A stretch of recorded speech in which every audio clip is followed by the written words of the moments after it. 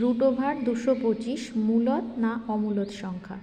তো মূলদ কি অমূলদ সংখ্যা সেটা দেখতে গেলে প্রথমে দেখতে হবে এই রুটটা অর্থাৎ বর্গমূল চিহ্নটা ওঠানো যাচ্ছে কিনা। সে কারণে 225কে আমি উৎপাদক করে নেব। উৎপাদক করার ক্ষেত্রে মনে রাখতে হবে লাস্টে তো 5 আছে, 5 দিয়ে যাবে। আর কোন সংখ্যা দিয়ে যাবে? যেহেতু বিজোড় সংখ্যা 3 দিয়ে যাবে না, 2 যোগ 2, 2 2 4 আর 5 যোগ করে 9। তার মানে পুরো সংখ্যাটা 9 দিয়ে বিভাজ্য হবে, অর্থাৎ 3 দিয়েও যাবে। 3 দিয়ে যদি দিই 3 7 21, 3 5 75 হলো। আবার 3 দিয়ে দিচ্ছি, 3 25 75, 5 5 25। তাহলে আমরা 225-এর যদি আমরা বর্গমূল করি তাহলে আমরা রুটের মধ্যে কী কী পাচ্ছি? 3 × 3 × 5 × 5, অর্থাৎ দুটো 2-এর জন্য 3-এর জন্য একটা 3 এবং দুটো 5-এর জন্য একটা 5, মানে একটা পূর্ণ সংখ্যা পেলাম, অর্থাৎ বর্গমূল করতে পারলাম। তাহলে এটি একটি মূলদ সংখ্যা হবে।